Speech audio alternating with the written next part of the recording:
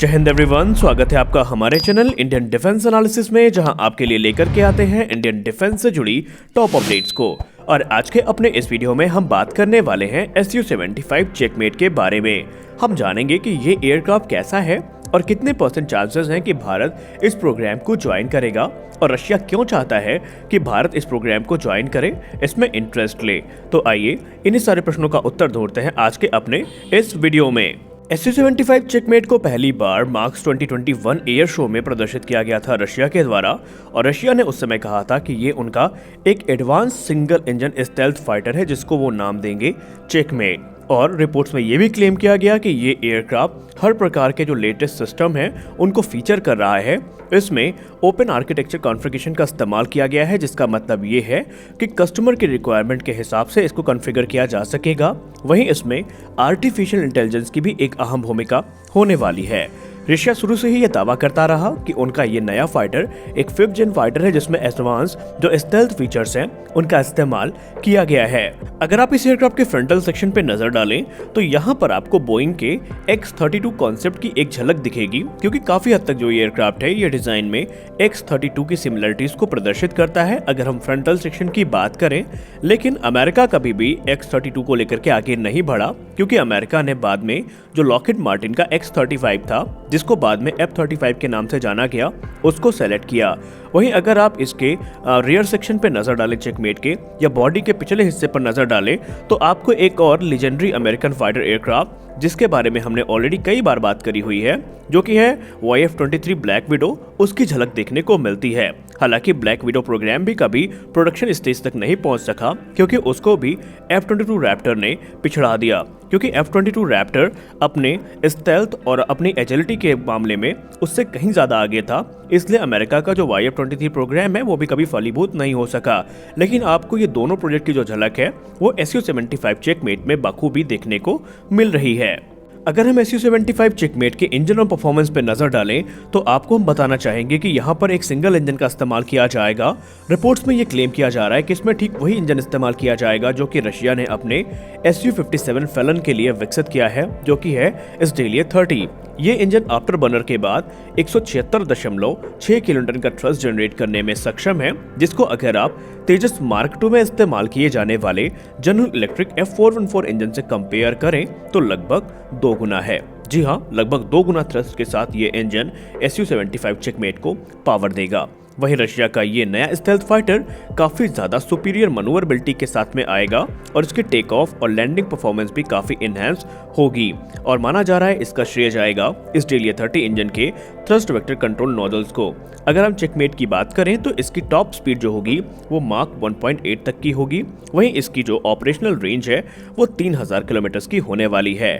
Checkmate में बहुत सारी जो टेक्नोलॉजीज हैं वो Su-57 फैलन से बोरो की जाएंगी, और रशिया इस पे काफी तेजी के साथ काम कर रहा है।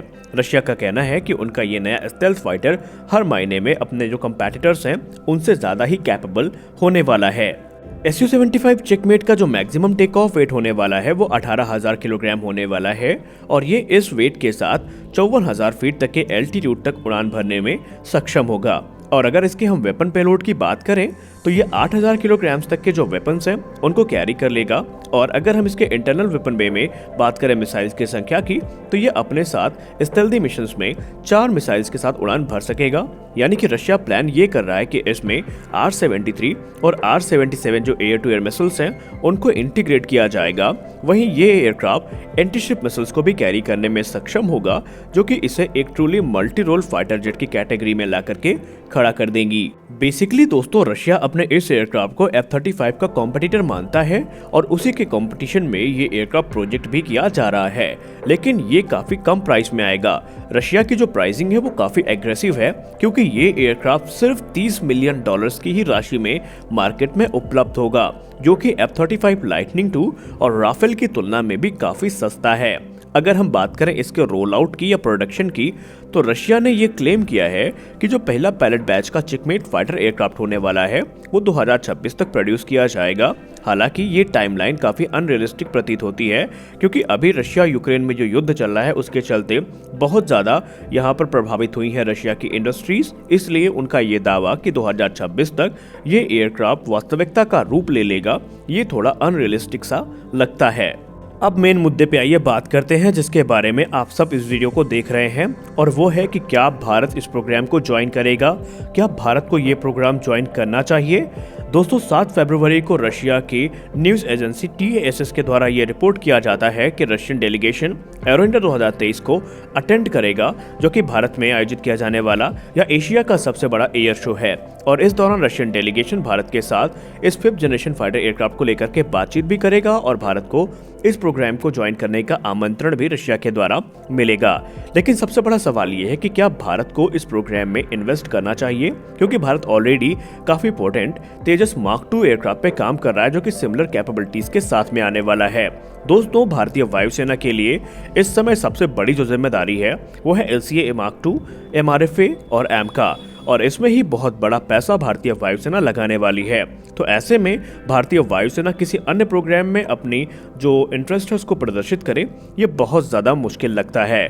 वहीं सबसे खास चीज़ यहाँ पर यह है कि एक बार पहले भी भारत रशिया के साथ 5th generation fighter aircraft development program को ज्वाइन कर चुका है, जिसको हम लोग FGFA के नाम से जानते हैं। और हम सबको पता है कि अनाधिकारिक तौर पर वर्ष 2018 में भारत ने अपने हाथ को FGFA प्रोग्राम से खींच लिया था।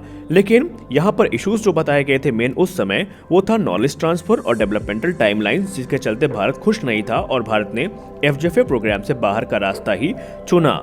और ये बात सही भी है, क्योंकि कोई भी देश नहीं चाहेगा कि कोई complete state of the art जो टेक्नोलॉजी है उसको वो शेयर करे किसी दूसरे देश के हाथों, फिर चाहे अगला देश कितना भी ज्यादा पैसा पे करने के लिए तैयार हो रहा हो। लेकिन अगर भारत को वाकई आत्मनिर्भर बनना है फाइटर जेट डेवलपमेंट में, तो भारत को इस समय सिर्फ अपना जो ध्यान है वो स्वदेशी फाइटर एयरक्राफ्ट जैसे कि तेजस मार्क 1A, तेजस मार्क 2 और एडवांस मीडियम कॉम्बैट एयरक्राफ्ट है, इस पे ही केंद्रित रखना होगा। और अगर रही बात भारतीय वायुसेना में घटते स्क्वाड्रन की क्षमता की, तो अपनी जरूरतों को पूरा करने के लिए या इन गैप्स को थोड़ा फिल करने के लिए भारत एडिशनल राफेल जेट का ऑर्डर प्लेस कर सकता है, क्योंकि ये ज्यादा सेंस बनाते हैं बनिस्बत इस पे कि भारत नए सिरे से किसी नए एयरक्राफ्ट को ज्वाइन करे जिसकी टाइम लाइन ही निर्धारित नहीं है, और हम यही नहीं कह सकते कि वो वास्तविकता का रूप कब तक लेगा, तो ये चीज सेंस भी नहीं बनाती। खैर, आपका इसको लेकर के क्या मानना है, आप अपनी राय कमेंट सेक्शन में जरूर दें। तो आज की इस वीडियो में बस इतना ही। आपने वीडियो को अंत तक देखा, इसके लिए आप सभी का बहुत बहुत धन्यवाद। मिलते हैं अगले वीडियो में, तब तक के लिए जय हिंद।